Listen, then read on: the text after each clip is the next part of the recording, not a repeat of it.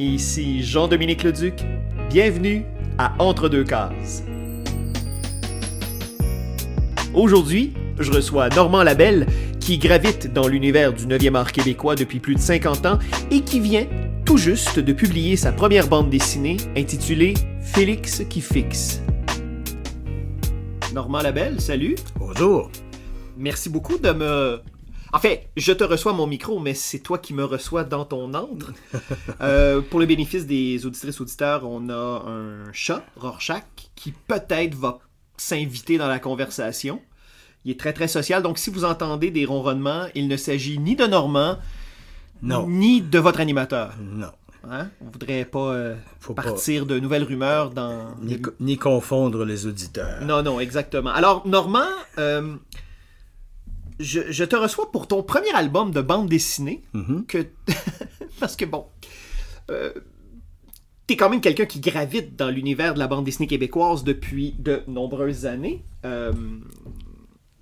Écoute, au plus loin que j'ai pu remonter, j'ai vu une participation de ta part à l'époque où tu étais à Sherbrooke dans la feuille d'actualité de Beaver.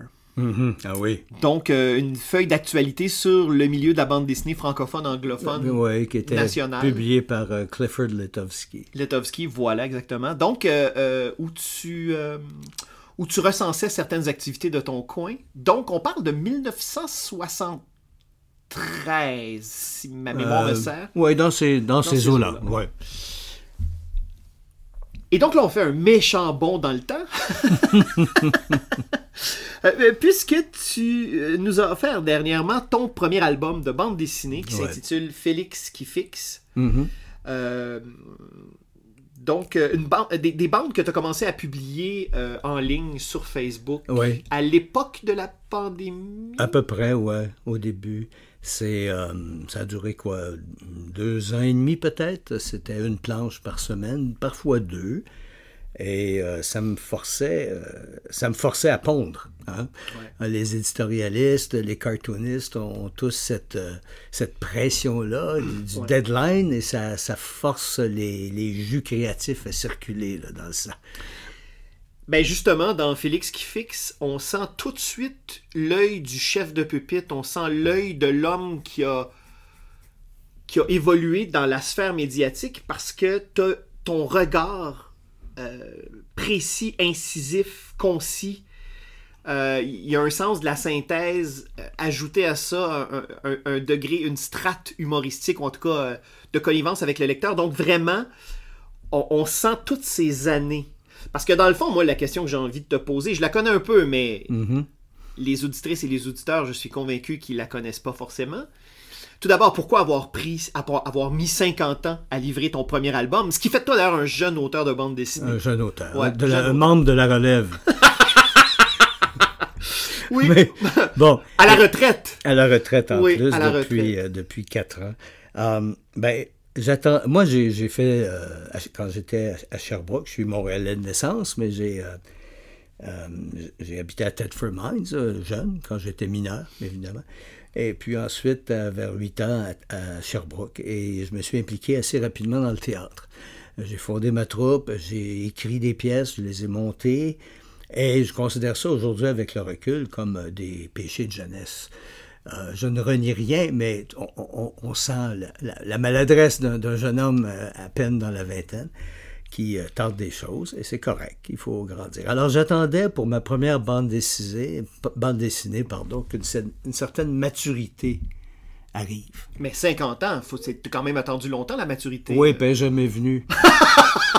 Fait que j'ai dit tant pis, j'ai presque 70 ans, c'est maintenant ou jamais, surtout si je vais en sortir d'autres après.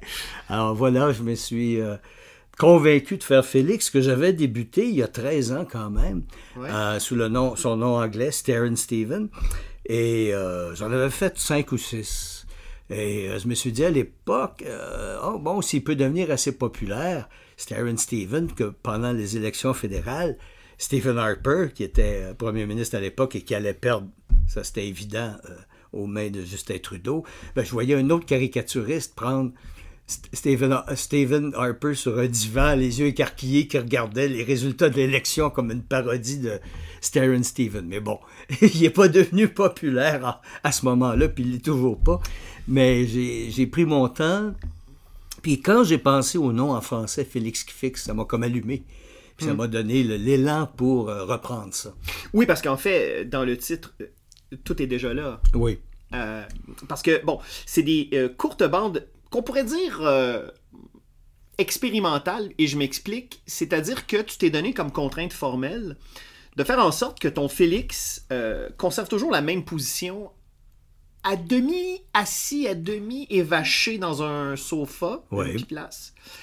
Et c'est comment, sous la structure d'un gaufrier de 9 illustrations, c'est comment tu arrives à construire, ouais. Je dirais, un monde intérieur. C'était des contraintes contraignantes, pour être redondant, et surtout qu'il est complètement impassible. Et il n'y a aucune expression dans son visage. Impassible de l'extérieur. De l'extérieur, mais ça bouillonne là-dedans. Oui, là. Et les dialogues au-dessus de la tête sont en fait c'est passé. Il ne parle pas, là. Il n'ouvre jamais la bouche. Et on voit, parce que c'est une sorte de gribouillis en lettres carrées, faite à la main, que quelquefois ça se bouscule un petit peu plus que d'habitude. C'est la seule chose qui bouge dans la page, sauf exception, là. C'est passé. À part ça, des fois, il va y avoir des personnages imaginaires. À un moment donné, il se prend un chat. Mais normalement, il est assis dans son fauteuil. C'est 9 cases. Ça bouge pas. Et ce que je veux absolument dire pour les gens qui vont le lire, c'est que les silences sont très importants. Moi, je propose au début du livre d'attendre 2 secondes lorsque mon petit bonhomme ne réfléchit pas. Parce que s'il y a une pensée à la case 1, à la case 3, pas à la case 9, les gens, par réflexe, vont aller lire 1, 3, 9, mais ils vont passer outre aux autres. Ouais. Mais il faut passer dessus et il faut attendre. Il faut y laisser le temps de réfléchir. Et ça impose un rythme de lecture qui va bien avec la BD en tant que telle.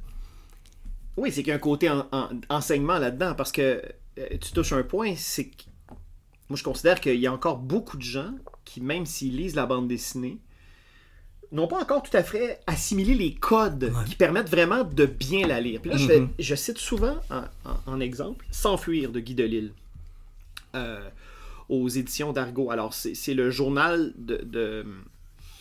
c'est le journal de bord d'un comment je pourrais dire, d'un journaliste fait prisonnier. Oui. Et donc, Guy Delisle, qui vient de l'image, qui vient du cinéma d'animation, c'est un livre extraordinaire parce que dans le fond, on est dans l'intériorité de son personnage aussi, et il joue, lui, à la différence de toi, il joue beaucoup avec les cadrages. Mm-hmm. Et il y a des gens qui, lorsqu'ils lisent une bande dessinée, ne lisent que ce qu'il y a dans les phylactères ou... bon. Et donc, évidemment, S'enfuir, il y a des pages et des pages où il n'y a pas de texte. Le silence, c'est ça. Et donc, moi, il y a des gens qui me disent « Ah, j'ai lu ça en 15 minutes, ça m'a coûté 39,95 » Je fais « Ben non, c'est parce que t'as pas lu S'enfuir. T'as tourné les pages de S'enfuir. Voilà. » Et donc, toute cette notion de rythme-là dans Félix qui fixe, pour moi, tu ne renies pas tes péchés de jeunesse du théâtre. Mm-hmm. Mm-hmm. Parce qu'il y a quelque chose, effectivement, de cet ordre-là dans le jeu du rythme. Oui, absolument. Et même, puisqu'il est publié en tête bêche, en anglais également, parfois dans certaines pages en anglais, à cause du rythme de la langue qui n'est pas la même, j'ai déplacé ces moments de pensée pour avoir peut-être 2 secondes de plus.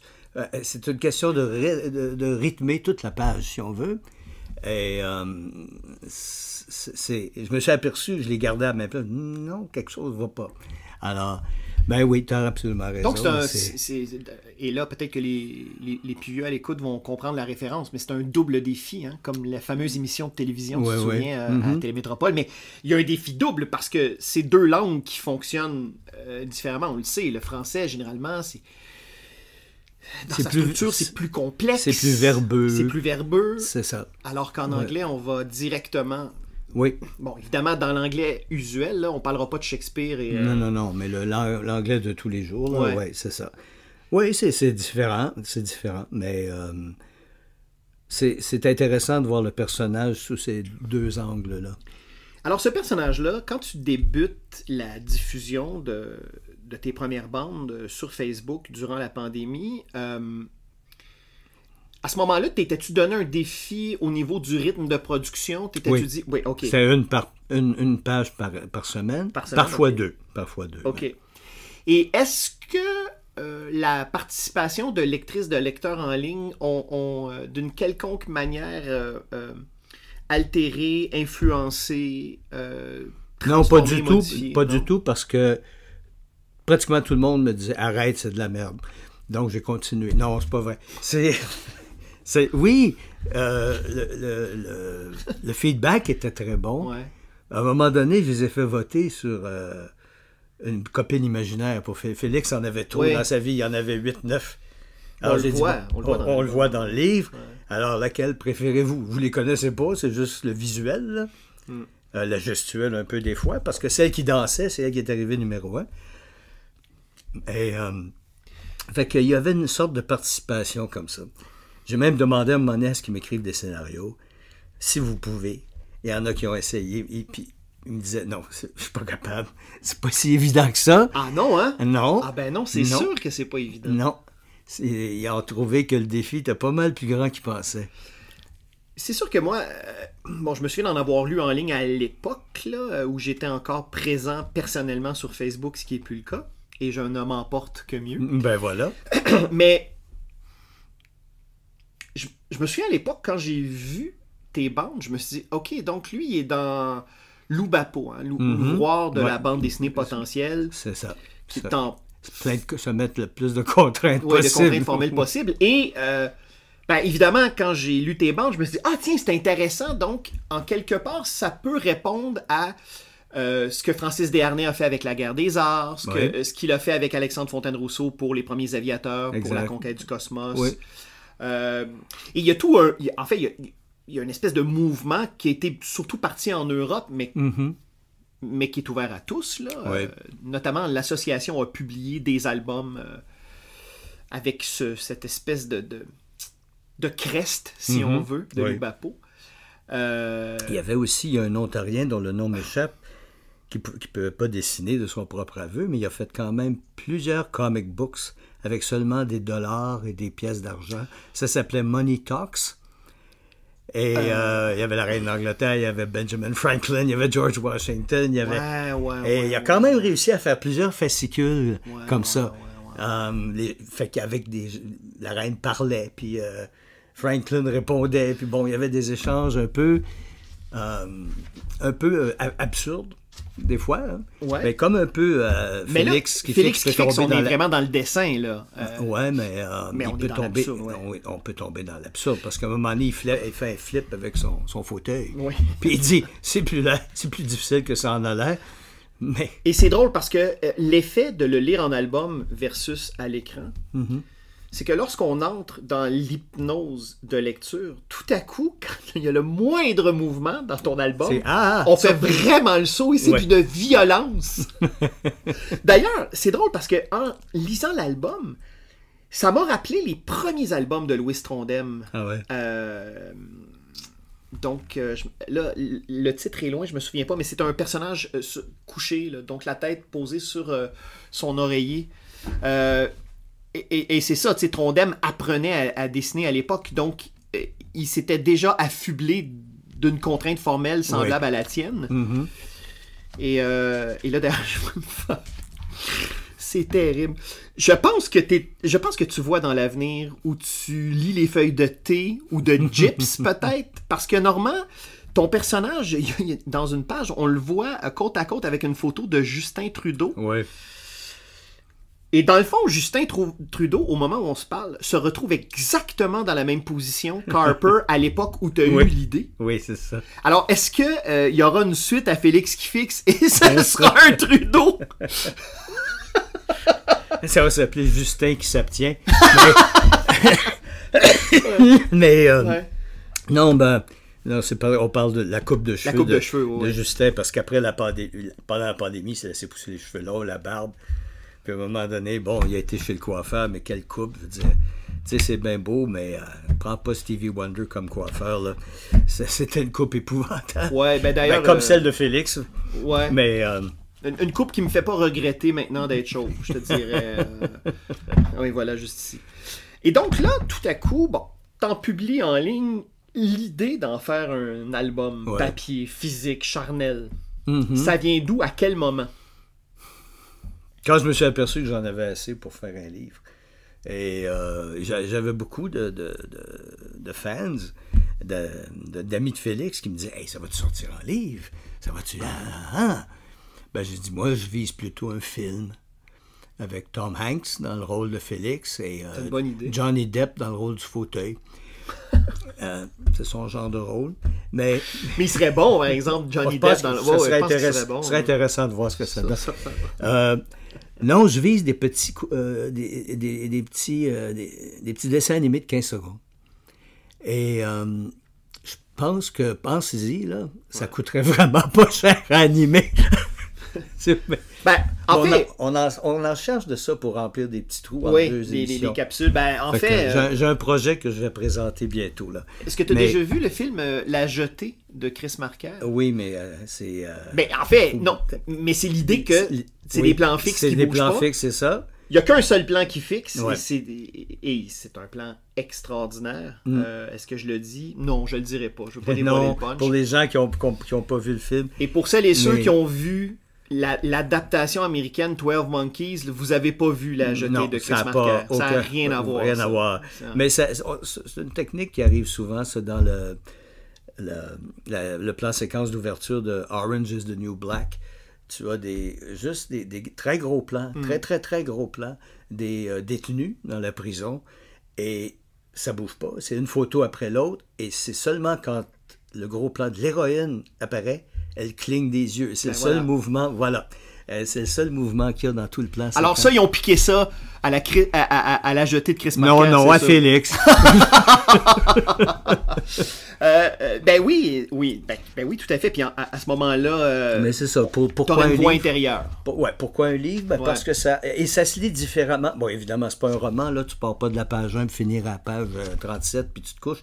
C'est des trucs qui se lisent 2-3 pages, puis tu mets ça de côté. Ah oui. Tu sais, c'est pas... des fois, il va y avoir des séquences qui vont avoir une petite suite. Là, comme parce qu'il y a une thématique qui lie à un moment donné, là, tu sais, il est cambriolé, bon, il n'y a plus de fauteuil, bon, il cherche un remplacement.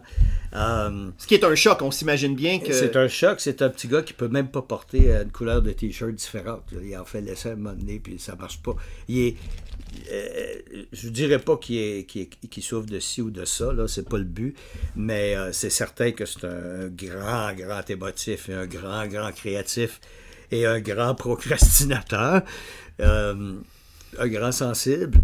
On va y souhaiter peut-être dans un avenir de mettre ses rêves, les transformer en réalité, mais pour l'instant, dans ce volume-là, c'est vraiment pas le cas. Mais ça nous est tous arrivé, hein, nous créateurs, là. Ouais. D'attendre, d'avoir une idée, puis de ne pas rien faire avec, puis à un moment donné, ta voix quelque part, ou quelqu'un y a pensé. Ou... Mais je pense que c'est pas juste le propre des créatifs, Normand, parce qu'en lisant ça, je me dis que c'est quand même un album qui témoigne de notre époque. Et je m'explique, c'est que on est de plus en plus refermés sur nous-mêmes. Autant nous jouissons d'outils de communication que dans la vie, en général, on a tendance à beaucoup s'isoler. Ouais. On sort d'une pandémie en plus qui a vraiment qui nous a montré magnifié ça. Voilà. Mais tu sais, en quelque part, puis j'évoquais tantôt mon absence de personnel sur Facebook, mais tu sais, Facebook, c'est une chambre d'écho. C'est un lieu où on peut rapidement se sentir isolé. Oui. Et donc, Félix n'échappe pas à cette espèce de... Moi, j'appelle ça une pandémie, l'espèce de pandémie de l'isolement. Et tu remarqueras qu'il n'y a jamais de décor autour de lui. Il est dans du blanc complet tout le temps. Il y a juste son fauteuil et lui. Quelquefois, un accessoire, s'il se fait venir un cadeau. Bon, fait que c'est ça, c'est le vide, là.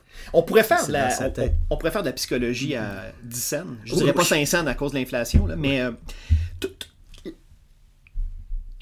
la blancheur qui occupe la page, donc l'espèce de recherche de pureté, hein, on reconnaît Hergé, Tintin au Tibet, l'idée qu'il est assis dans un fauteuil, comme chez le psychiatre. Et les jambes collées d'un côté, hein, il est crispé quelque part. Oui, il y a un inconfort en plus. Oui. Il y a vraiment un aura d'étrangeté et si vous débutez votre lecture du côté francophone, vous avez un fan art de Jimmy Beaulieu Oui. qui est vraiment formidable parce que une fille derrière lui, sa copine, là, lui dit « Ah, comme il est bon de cligner des yeux autant que je veux. Oui. Et Félix a l'air complètement terrorisé, un peu comme dans Orange Mécanique. Là. Oui, c'est ça. La fameuse séquence où il... Il a les yeux forcés Oui, ouverts. il a les là, yeux ouais. forcés ouverts. Ouais, il cligne jamais des yeux, là. Ouais. Mais s'il était animé, il clignerait au moins 2 fois en 15 secondes, quand même. Parce qu'il n'est pas... Il est pas psychopathe. il est pas paralysé, là. Non, mais tu sais aussi que les gens qui ne clignent pas des yeux sont dangereux, là. Ouais, probablement. On dit que c'est des... Ça doit pas y rendre de bonne humeur. Ouais. Puis, Et du côté anglophone, oui. t'as un... Tellement un beau dessin, Ah ça, oui, de Ghislain Duguay. Ghislain Duquet, de dessinateur et co-scénariste de Noir Obscur et de MacGuffin et Alan Smithy. Un beau clin d'œil. Andy Warhol. Oui, évidemment. Et moi qui regarde mon œuvre. Ouais. C'est sûr. Il m'avait envoyé ça comme ça, tiens. J'ai pensé à toi. Il est généreux, hein? C'est un gentilhomme. C'est un chic type. Tu sais que... Oui, Jimmy aussi, d'ailleurs. Oui. Tu sais que Ghislain, il est à la base du livre que j'ai fait, le livre hommage au Capitaine Québec de Pierre Fournier, parce que il avait fait un dessin hommage qu'il m'avait posté. Et quand moi j'ai vu ça passer en ligne, alors j'ai trouvé ça beau, et là il y a d'autres, je l'ai partagé, et d'autres illustrateurs ont embarqué, et là tout à coup je me suis dit, ok, voilà, je vais faire un livre dont les profits seront versés à la société Alzheimer de Laval. Et donc, mais c'est ça, il est comme ça, Ghislain. Puis ben oui, Jimmy Beaulieu, je veux dire, Jimmy, quel beau clin d'œil qu'il soit là. Tu sais, Jimmy qui dans son œuvre travaille beaucoup le mouvement, réfléchit au mouvement. et là qu'il te fasse un fan art. Il me disait, je le savais pas, mais depuis tout le temps qu'on se connaît, mais il m'a dit récemment que c'est moi qui lui avais donné le goût de faire de la bande dessinée. Ah bon? Parce que j'étais patron de téléservice les dernières années à Radio-Québec, Télé-Québec après. Avec Claude Saucé, là? Non, c'était avec Lise Lebel, qui a pris la relève. Il y avait Gérard-Marie Boivin, puis ensuite Lise. Gérard-Marie et Lise étant tous les deux décédés, malheureusement. Et je faisais de temps, même si j'étais le chef de pupitre, puis je dirigeais les autres, je faisais des chroniques de temps en temps. Et j'en ai fait un sur les frères Hernandez, Love and Rockets. Ben voyons donc. Puis Jimmy a vu ça. Jimmy a vu ça, il est tombé en amour avec Amy Hernandez, ses dessins, et il a dit « Hey, moi, je peux faire ça. Moi, ça me tente de faire ça. » Puis tu remarqueras, des fois, tu vois l'influence. Ah ben non, mais d'Hernandez, totalement. Hein? Totalement. Oui. Totalement, Puis tout comme Hernandez, tu voyais l'influence de Ketchum qui a fait Dennis de Menace, et puis Roy Crane, des artistes comme ça. Alors, fait qu'il me dit ça il n'y a pas longtemps. Ben voyons, je savais pas ça, je m'avais jamais dit ça avant. C'est bien mignon. Parce que j'ai assisté à un cours de Jimmy au cégep de Rosemont. Et dans son cours, il présentait des lectures qui ont été marquantes pour lui. Ouais. Puis évidemment, c'est arrivé sur le sujet, là, les frères Hernandez. Ben c'est drôle. Mais d'ailleurs, c'est ça, c'est que... Donc, ce que je disais d'entrée de jeu, c'est que tu as travaillé longtemps dans les médias, derrière la caméra, mais tu as fait aussi, notamment, une série jeunesse. Ouais. Ben, en fait, c'était j'étais le présentateur des émissions pour enfants à Télé-Québec. Alors, c'était des capsules d'1 minute en moyenne, des fois de 30 secondes, 1 minute. Et j'avais une marionnette d'un mec qui s'appelait Denise Thibault, qui était une chauve-souris, qui parlait pas, mais ce qui faisait squeeze. J'avais une petite poire dans la main. J'ai fait ça pendant 2 ans. On a fait au-dessus de 1000 capsules facilement. Et ça a été vraiment une belle expérience. On n'a pas renouvelé mon contrat parce qu'on voulait m'envoyer mon nom comme animateur et co-scénariste au Gémeaux. Et j'ai refusé. Alors, ouais, fait que la direction n'était pas contente. J'ai dit, écoutez, envoyez-les, je peux pas vous l'empêcher. Mais, tu sais, comme a dit un certain candidat à un moment donné, quand il a offert la vice-présidence des États-Unis, il dit, si je suis nommé, je ne me présenterai pas. Si je suis élu, je ne servirai pas. Ben moi, c'est ça, ça m'intéresse pas. Alors, je veux pas faire de peine à personne, mais je suis pas un gars de jet-set. On me verra jamais sur un tapis rouge. J'ai été invité à des galas parce que, bon, je dirigeais telle émission, ça, j'ai jamais été. Et là, je n'étais pas pour enlever le vote à quelqu'un. Pas que j'aurais été choisi, même. C'est pas ça, c'est une question de principe. Moi, la compétition entre artistes, ça, non, je n'ai jamais compris. Je comprends que c'est bon pour l'industrie et tout ça, mais je voulais rien savoir. Mais j'ai envoyé-les quand même. C'est juste que je ne jouerai pas le jeu, c'est tout. Mais là, il n'était pas content. Fait que je pense que ça a beaucoup aidé à ce que mon émission, mon contrat ne revienne pas, là. Mais c'est pas grave. Mais j'ai eu beaucoup de plaisir. Puis récemment, c'est ça, j'ai fait le ménage de ma cabane à jardin où j'avais gardé à peu près 1500 dessins que les enfants m'avaient envoyés. Ils ont tous aujourd'hui 40 ans, 38 ans. Ouais. Et les écureuils étaient entrés, je ne savais pas. Puis ils ont fait des superbes nids colorés avec ça. J'ai pu en sauvegarder à peu près 400. Pas des écureuils. 400 dessins d'enfants, ouais. Ben, donc, tu avais quelques écureuils esthètes de beaux dessins. Ouais. Ça devait être ça. OK, ouais. Mais oui, au moins. Si c'est une façon de dire, oui, mon dessin a été apprécié. Mais j'imagine que, puis pour en avoir fait de la télévision dans un contexte un peu similaire où je faisais aussi de la capsule de 3 minutes et quelques secondes, le fait de travailler dans un format comme ça programme en quelque part le cerveau et l'esprit créatif. Il y a, je pense que ça configure d'une certaine manière l'esprit. Et moi, c'est ce que je retrouve dans Félix. Oui. Comment conclure en si peu de temps, comment être concis. Tu sais, j'ai enseigné pendant 3 ans la bande dessinée au Collège de Montréal. J'ai arrêté juste pendant la pandémie, avant la pandémie. Et la difficulté de ces enfants-là, parce que là, j'avais des gens de secondaire 3, mais aussi 5. C'était mêlé un peu. Ils n'étaient pas capables de terminer une histoire. Je leur expliquais. C'était pas un concours de dessin, c'était un concours de structure séquentielle. Là. Et supposons que je leur donnais 2 pages. Je dis, regarde, il faut qu'il y ait une chute à la fin. Là. Pas parce que ça en prend une. Là, c'est parce que c'est votre exercice. C'est quelque chose que vous devez apprendre à maîtriser. Puis d'un party, vous ne parlerez pas trop longtemps. Là. Vous allez savoir faire une histoire courte. J'en connais du monde, ils partent sur une histoire, puis ça finit plus. Il y avait toute la difficulté du monde. Puis il y avait un jeune homme qui tripait manga, puis il était très bon d'ailleurs, dessinateur. Et il a fait son histoire, puis il était rendu à la page 17. J'ai dit, regarde, page 20, c'est fini. T'es pas parti pour de la manière que t'étais. Il va falloir que tu fasses comme Star Trek The Next Generation pendant 40 minutes, t'as tout ça, puis là, oh mon Dieu, il reste juste 7 minutes. Brrr, ils culbutaient la fin, ils ont fait ça souvent, c'était vraiment fatigant. Ouais.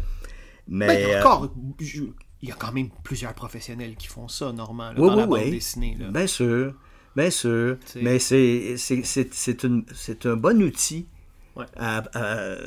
C'est important d'apprendre à le maîtriser, cet outil-là. Avoir un sens du rythme et avoir une notion du temps. Oui, parce que sinon, tu débordes, là, je veux dire. Hergé avait ça, là, vraiment. Ben, tu sais, il était limité par le célèbre format 62 pages, là, au point où il a dû en sacrifier de temps en temps des pages qu'il avait fait pour rien, là. Et bon, c'est correct, c'est un format, mais c'est un peu fatigant. J'aime mieux aujourd'hui quand on regarde. J'ai fait 148 pages, J'en ai fait 53. Parfait. Prends le temps de continuer l'histoire. Mais par contre, c'est pas mauvais d'avoir cette contrainte-là, parce que ça t'apprend justement un sens du rythme, un sens de la chute, et puis comment disperser aussi tes points forts, tes moments de suspense, tes moments de révélation. Ça fait du bien. On en parlait récemment, toi et moi, comment il y a eu une période, surtout chez Tintin, le journal, où, pour inciter le lecteur à revenir la semaine suivante, il forçait une chute. Ouais. Tu sais, c'était des albums qui étaient publiés 2 pages à la fois, en général, ou 1 page, dans le cas de Tintin et d'autres. Et il fallait toujours que ça finisse sur un choc pour que tu achètes le journal suivant. Mais quand tu relis tout ça ensemble, puis tu le lis en album, ça n'a aucun sens. Ouais. Tout le monde perd les pédales en bas de chaque page. Ouais. Puis moi, l'exemple Bon, t'avais Ziggipus, un moment donné, il se promène en ville. On ne bouge plus! Puis là, whoop, tu tournes la page, puis c'est un photographe qui prend une photo du monde. OK, on ne bouge plus! Mais il a crié par en bas de l'autre page, par exemple.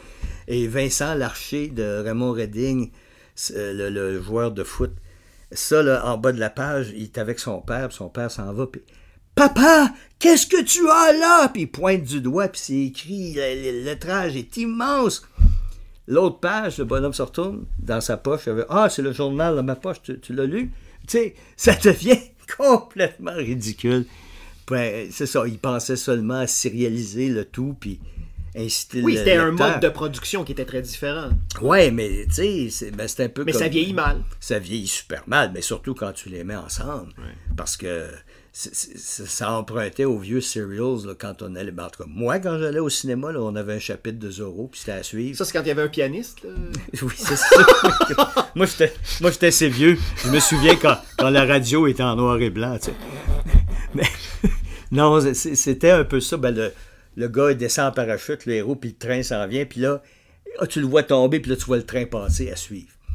Mais là, la semaine suivante, il te faisait un petit retour en arrière, puis là, tu le voyais tomber, mais là, tu le voyais tomber à côté de la traque, puis là, le train passait. Fait que c'était tout ça pour ça, tu sais. Mais c'était en un même peu temps, ça qu'il avait emprunté à l'époque. Mais là. c'est fou parce que quand on relit aujourd'hui tout un pan de la production américaine qui était diffusé dans les journaux comme Terror and the Pirates, Dick Tracy. Oui, les comic strips. Ouais, les comic strips. Dans Dick Tracy, il n'y a pas...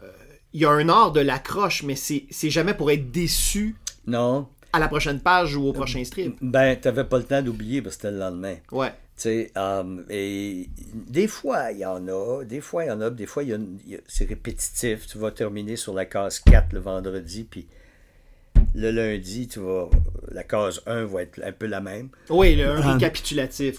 Ouais. Pardon, voilà. Ouais. Mais non, mais il gardait un suspense. C'est sûr qu'il y avait les comic strips de gag, là, ça se terminait au bout de 4 cases. Merci beaucoup. Ouais, mais les serials, justement. Mais les serials, Dick Tracy, même Mary Worth, des trucs comme ça. Ouais, il y avait toujours une suite, mais c'était bon, leur grand succès a été avant la télévision, évidemment, là, parce que même la radio ne pouvait pas vraiment remplacer ça. Ben, quoique, avec l'arrivée de la radio, ça a quand même eu un impact ça a eu un impact, sur la bande mais pas dessinée. autant, parce que c'était pas un médium visuel.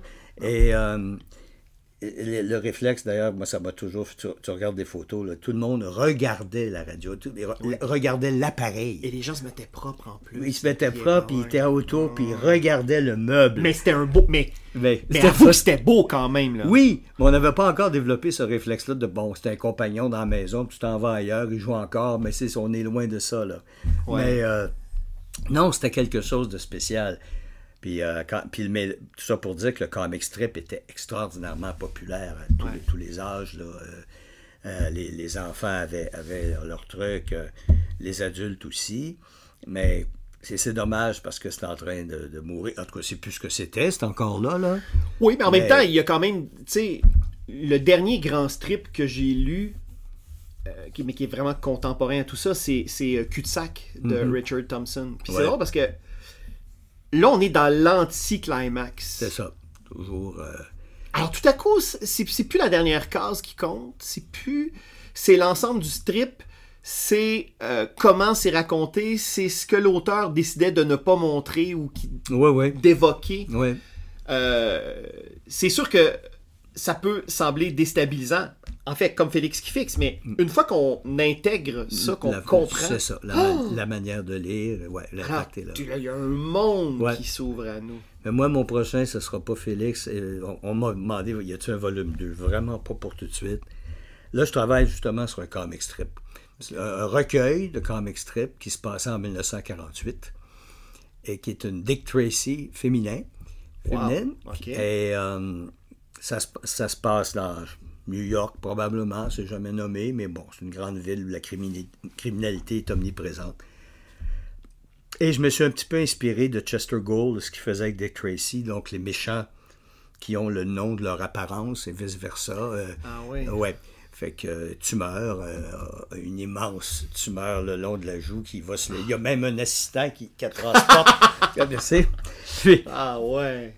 Parce que les vilains dans Dick Tracy sont extraordinaires. Ouais, souvent, les gens vont parler de Batman. Ils disent, les vilains dans Batman. C'était inspiré un peu, c'était l'époque. On faisait ça un petit peu. Cary Drake le faisait, mais en moins spectaculaire. Parce que Chester Gould avait un style de dessin vraiment particulier, très stylisé. Trash, Dick très Tracy, stylisé. Ouais. Et lui pouvait s'en ressortir en faisant un personnage comme Prune Face ou Flat Top. Oui, Flat Top, que d'autres n'auraient pas pu. Ça aurait l'air. C'était grotesque, mais puisque c'était tellement cartoonesque en même temps, et c'était un mélange qui dérangeait plus qu'autre chose, mais qui fascinait. Mais moi, c'était un petit peu ça. Et mes vilains sont vraiment comme ça. Et mon héroïne, qui s'appelle, je peux le dire, là, parce que j'ai eu le copyright, elle s'appelle Chris de Callis. C'est son nom. Mon Dieu, on dirait un personnage d'Henriette Valium. Ouais, Chris, mais elle s'appelle Chris de Callis parce que ma BD est en anglais. J'ai pas pu la faire en français pour l'instant, surtout que l'associée de Chris, c'est une Canadienne-Française, comme on disait en 1948, qui s'appelle Biche. Elle se prénomme Biche, mais elle parle un excellent anglais. Elle sort juste un sac de temps en temps. Sauf que mon héroïne principale, Chris, elle mesure environ 5 pieds 5. Puis Biche, elle a 6 pieds 5. Et qu'il l'appelle Long Bitch, les Américains, évidemment. Mais... c'est drôle, parce que là, tu me fais penser, l'unique admirateur du Capitaine Québec dans le numéro 1 en 1973, qui est un anglophone, s'appelait Chris Lasty. Donc, Chris Lasty. Ouais. Donc, il y a peut-être une espèce de crossover c'est peut-être cosmique. Peut-être un petit cousin de Chris. mais là, ça, t'as rien publié pour l'instant. Non, mais on revient dans les contraintes parce que je respecte le comic strip de 4 cases. OK. Avec une petite bébé chute des fois. Et la page du dimanche où je peux être un petit peu plus lousse là, au niveau des... Donc, une double... en fait, des cases plus grandes, tout ça. Parce que d'avoir une héroïne de 5 pieds 5 et l'autre qui dépasse d'un pied, c'est pas évident à mettre dans des petites cases, là. Faut toujours que l'autre soit assise ou un petit peu à genoux ou elle se penche, mais c'est pas évident. J'ai pas choisi... comme Moté Jeff. En Fisher avait le même problème. Excuse-moi. Mais ces 4 cases-là, c'est fatigant. Puis moi... je m'excuse, j'utilise toujours le système impérial, mais toutes mes cases sont faites sur du 8,5 11 et sont réduites à 2 par 3 pouces. Okay. Fait que ça fait beaucoup de... Puis c'est un style, c'est en noir et blanc, alors ça me permet de faire vraiment des beaux contrastes et le fait de les rapetisser à ce point-là, ça donne une belle richesse dans le ton puis le dessin aussi. Mais ça, c'est très long à faire. Mais là, tu vas pas mettre 50 ans pour ton prochain album? Non. C'est pas prévu? Parce que l'endroit où je voudrais faire le lancement, il n'y a pas de rampe pour les fauteuils roulants. Fait que ça serait mal voir. Tu as déjà pensé à ton lancement? Mal prévoir mais non, je pense que je vais être en mesure de le publier en 26. Est-ce que tu comptes prépublier en ligne ou tu le sors directement dans l'album? J'ai pas pensé à ça avant là, tu viens de me le dire, ça serait intéressant de le publier en ligne parce que c'est un comic strip. Ben voilà. Ça serait comme un strip par jour. C'est du feuilleton. C'est du feuilleton, peut-être, ouais. Peut-être pas au complet parce que... Mais... peut-être assez pour aguicher c'est ça. Les gens. Oui, parce que... c'est formidable parce qu'il y a beaucoup de personnages et il y en a qui ont pris... Il y en a qui prennent vie tout seul. Je veux dire, et là, c'est le cas. Là, j'en ai deux jeunes femmes. Ils devaient seulement apparaître dans une case. C'est tout. Et finalement, ils ont des pages pleines à elles. Là. Ils ont pris la pleine possession. Ils ont pris la pleine possession de leur possibilité d'histoire, ouais. Ouais, ça, c'était un peu fascinant. Alors, tu t'en vas complètement ailleurs que dans Félix qui fixe. Là. Absolument, oui. Puis ça me permet de dessiner, tu sais, dans Félix, moi, je dis à tout le monde que je recopiais méticuleusement chaque case, là, la main, sans tricher. Bon, j'imagine que peu de gens t'ont cru. Oui, ça me surprend. J'ai toujours l'air convaincant. Mais bon, mais là, ça me permet vraiment de m'éclater plus sur le dessin, puis de bouger. Et donc, il aura fallu vraiment la retraite pour que tu puisses... J'en ai fait des BD. Tu sais, j'ai collaboré au Montréal Campus quand je suis retourné finir mon bac en 80. J'ai fait des illustrations pour Québec Science. J'ai fait à gauche, à droite. Tu avais travaillé aussi sur un projet, je me souviens, tu m'avais présenté ça il y a dizaines d'années au moins, avec Serge Boisvert. Oui, on l'a, Cadavrel. Cadavrel, voilà. Et on a, j'en ai profité pendant que j'avais été à Angoulême pour apporter une dizaine d'enveloppes pour les éditeurs français et belges. Ça coûte moins cher, même, t'es sur place. Et posté ça, et ça a été un record parfait, mon vieux, parfait. 10 refus sur 10. J'étais dit, yes, parfait. Est-ce que tu avais essayé au Québec? Non. Non? J'ai pas essayé au Québec. Serge Boisvert, là, pour si le nom dit quelque chose, en fait, Serge Boisvert, il a été longtemps un collaborateur au magazine Safari. C'était un des fondateurs. Un des cofondateurs. Et une des griffes graphiques du magazine. Là. Oui, absolument. Puis on avait plusieurs projets ensemble. Un autre qui était très prometteur. Mais puis c'était pas fini pour Cadavrel. C'était mon erreur d'ailleurs, parce que j'ai présenté ça comme un triptyque. Puis quelqu'un m'a dit, ben là, si le premier album ne marche pas, tu sais, ils ne seront pas intéressés. C'est ça. Fait que j'étais un peu naïf dans ce sens-là. Là. On l'est à tout âge, hein? Oui. Mais j'ai raté un peu mon coup, je pense, en partie à cause de ça. Mais je ne l'ai pas présenté au Québec parce que c'est pas un format, c'était le format européen, là, 60 pages, couleur, carton, bon, bref, on fait pas ça ici beaucoup, là. Et je sais pas, c'est pas... Le seul problème, c'est que Serge, pour des raisons de santé, n'est plus en mesure de dessiner. Alors, ce projet-là, l'autre projet sur lequel on était, puis un troisième, je le sauve avec, entre autres, Ghislain Duguay qui me fait quelques pages, fait que ça va être comme un mélange de plusieurs artistes et on va pouvoir sortir l'album de cette façon-là. Mais non, c'est beaucoup d'années où je peux rien faire à moins que je remplace Serge complètement, parce qu'il y a plein de pages qui étaient terminées, qui sont superbes, plein de pages qui sont esquissées, qui sont superbes, mais c'est pas le genre d'histoire où tu peux changer d'artiste en plein milieu, là, puis revenir, là. C'est pas ce genre de structure narrative-là du tout. Alors, mais moi, c'est surtout la santé de mon ami, là, tu sais, je m'en fous des projets, là. C'est ce qui est prioritaire, c'est sa santé, puis j'espère qu'il va aller mieux. Alors, en fait, c'est pas les projets qui manquent. En fait, c'est une deuxième vie professionnelle que tu embrasses, là. Ouais, puis j'ai même d'autres affaires, là. J'ai une web-série qui est en écriture. Ça me permet juste de... Moi, je travaillais toujours sur ces choses-là, même quand je travaillais à temps plein, là. Mais évidemment... tu sais, quand tu viens de faire un 8-10 heures, là, puis surtout que je travaillais de nuit, les 15 dernières années, alors tu arrives à la maison, il est 11 heures du matin, tu prends une bouchée, après ça, la tendance à être couché est un peu forte, mais je le faisais pas, je faisais mes trucs, mais tu sais, t'es pas dedans à 100%, évidemment. Ah, c'est sûr. C'était des distractions extérieures. Et c'est la réalité, il faut le dire, d'une grande majorité de BDistes. Ben oui, parce qu'ils gagnent pas leur vie. Bien sûr, ils gagnent pas leur vie avec ça, malheureusement. En tout cas, même en Europe, hein, c'est une poignée là, qui peuvent se permettre de bien vivre. Et une autre petite section qui vivote, et le reste, ben, c'est ça. Ils ont d'autres choses à faire.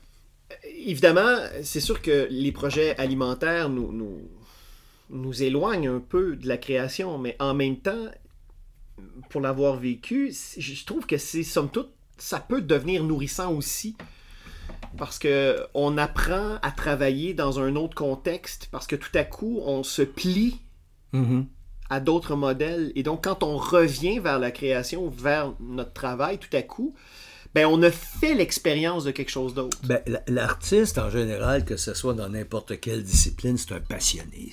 Parce que ils font pas ça pour l'argent. Là. Ils font pas ça pour la gloire. C'est rare que tu peux gagner confortablement ta vie en étant sculpteur, en étant comédien, en étant auteur. Tu sais, l'auteur d'un livre, c'est pas le pourcentage qui lui revient, là. Non, c'est non, pas, non, non. c'est pas la grande fortune, là. Non, je te dirais que dans cette catégorie-là, à part des humoristes, je vois pas vraiment qui...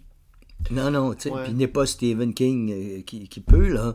Alors, dans tout ça, il y a l'artiste a toujours des contraintes. Et ça peut être des contraintes de vivre, tout simplement, de payer son hypothèque ou son loyer ou de s'acheter de l'épicerie, ou un sac de chips de temps en temps. Mais il y a toujours ces contraintes-là qui forcent à une certaine créativité accrue. Ouais, voilà. Tu trouves toujours, ou presque toujours, une manière de t'en sortir quelque part. Et ça fait partie pratiquement du processus de création, qui est long des fois. Alors tu vas passer à travers plusieurs phases où ça va mieux aller, où ça va moins bien aller, où ça va être plus difficile, où il faut que tu abandonnes un peu pendant un mois, ou bon. Ça forme le caractère, ça. Puis ça forme une certaine débrouillardise. Tu sais, et bon, Félix, c'est pas le genre parce qu'il va jamais plus loin que ça, c'est l'idée dans sa tête. Mais pour ceux qui s'y mettent et partent un projet et jusqu'à la fin, les embûches souvent inattendues, non, ça donne un caractère un peu plus trempé, là. Moi, je pense que la contrainte, c'est le meilleur antidote pour combattre le syndrome de la page blanche. Absolument, parce que, premièrement, ça te force à produire. Ouais. Et deuxièmement, ça te force à produire. c'est ça. Et t'oubliais aussi que ça force à produire, troisièmement. Oui, c'est ça, mais merci de me j'allais le dire. Non, c'est correct, mais je suis là pour ça. tu fais une belle job. Ouais. Merci, Normand, c'est très apprécié. Mais en tout cas, pour en revenir à Félix qui fixe, on sent, et il est d'ailleurs communicatif, ce plaisir-là. Félix qui fixe, pour moi, c'est un album piège, parce que, alors qu'il a rien au point de départ pour nous séduire, en fait, on se rentre le doigt dans l'engrenage et on est complètement aspiré. Mm-hmm. Alors, je suis très curieux, moi, de lire ton prochain projet, parce que là, tu vas dans une autre tonalité, tu vas dans l'action, tu vas dans la construction, tu vas davantage dans le rebondissement qui sera pas ce coup-ci intérieur. Dans l'horreur. Ouais, l'horreur, le genre. Hein? Mm-hmm. C'est très violent, c'est très noir, mais c'est très drôle aussi. Et ça, c'est le genre d'humour noir, moi, j'adore, là.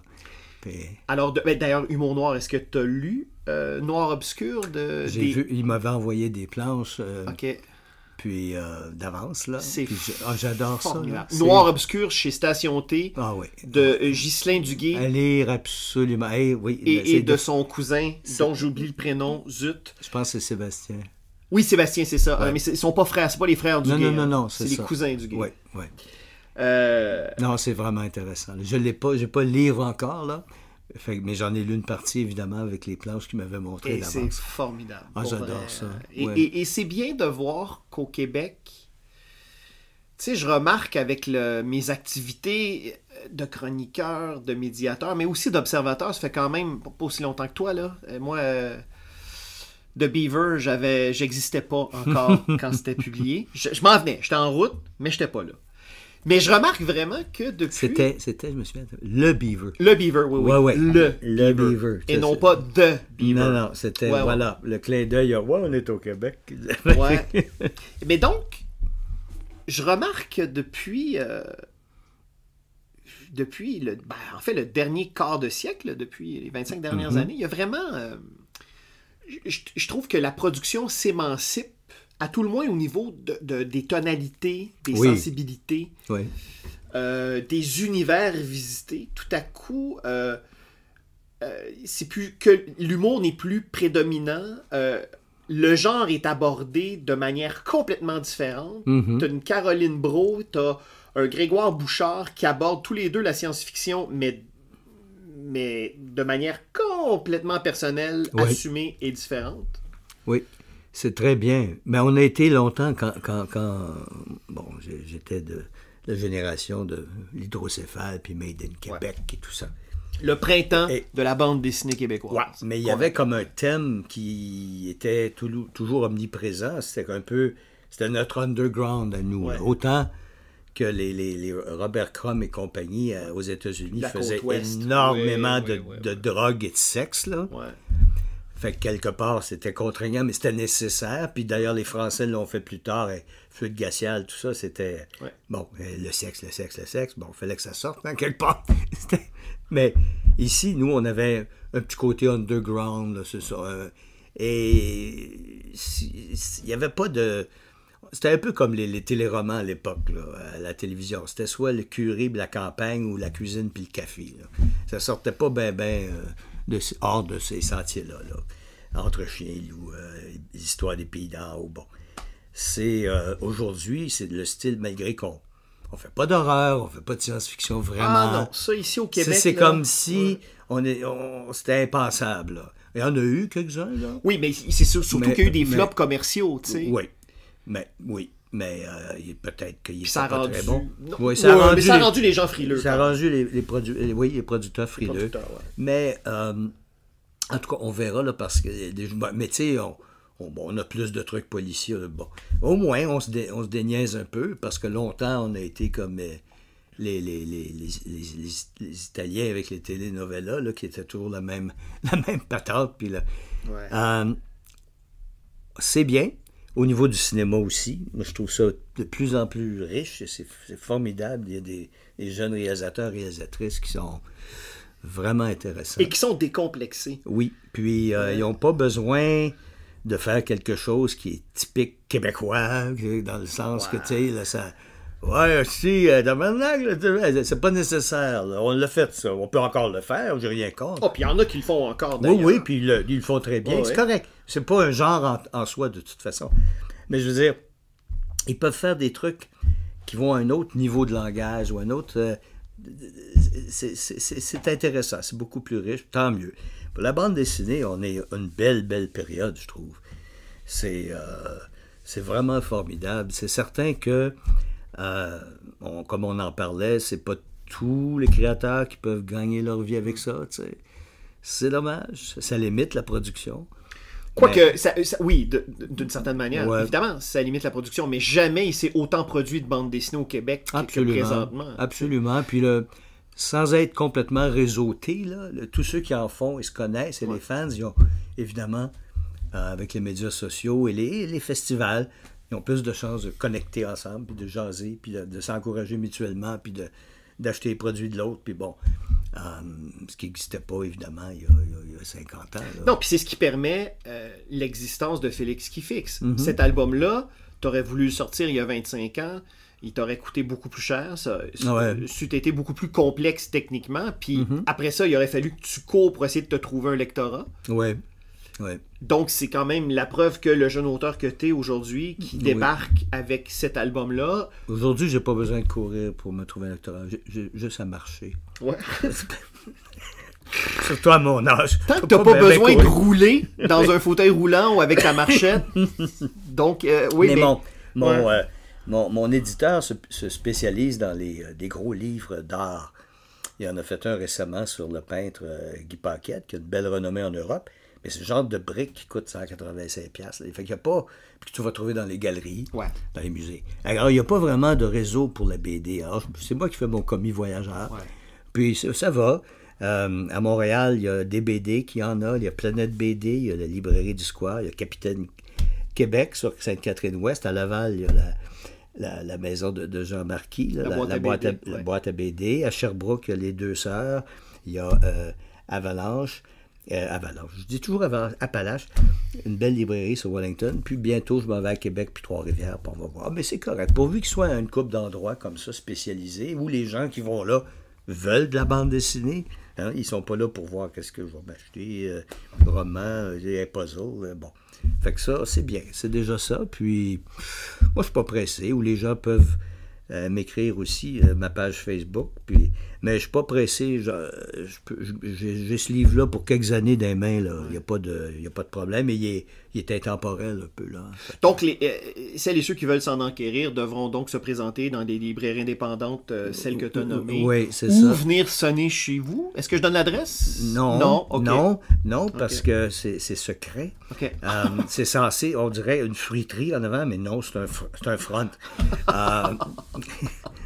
Mais mon courriel, c'est labelnormand6, label normand comme label au bois normand, ça fait 2 LE, labelnormand6@gmail.com.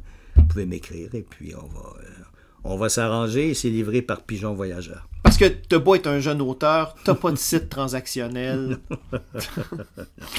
Et c'est bien correct.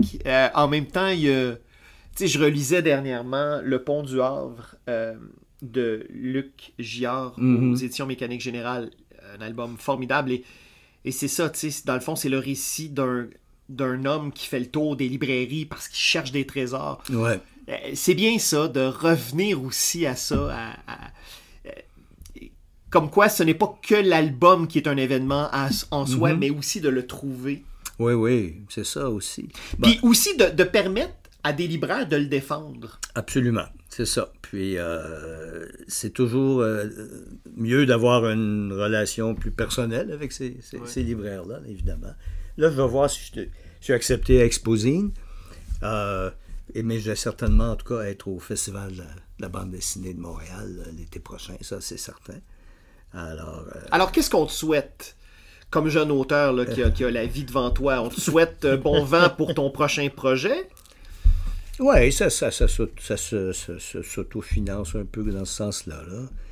Mais on me souhaite d'avoir la santé de continuer. C'est ça le plus important. Hein. Tes lectrices, tes lecteurs là, qui te découvrent, là, ils se disent, c'est un jeune auteur, c'est bien, j'en ai encore pour... Jeune auteur de presque 70 ans, oui. La jeunesse est relative, hein, parce que... Tout à fait. Oui, parce que, là, j'ai 69, mais je rencontre des étrangers, puis ils me donnent pas 69.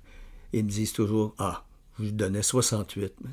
Ouais. Ah oui, c'est apprécié. Ça fait du bien. Ça se prend bien. Mais en tout cas, moi, en lisant Félix qui fixe, tu vois, je sens toute l'effervescence. Fait que tu vois, moi, je t'aurais donné 67. Bon, c'est gentil. Hein? Ben oui. Prends-le, ça t'appartient normalement. C'est la date de l'expo. L'année de mon premier spectacle extérieur. Maurice Chevalier. Ah mon Dieu! À l'Expo 67. Ouais, là, Maurice Chevalier. Concert extérieur. Les plus jeunes qui nous écoutent, googlez ça, Maurice Chevalier, parce que vous n'avez aucune idée. Normand Labelle, merci beaucoup d'être passé au micro. Merci beaucoup, Jean-Dominique. C'est moi qui te remercie. C'est un plaisir et un privilège.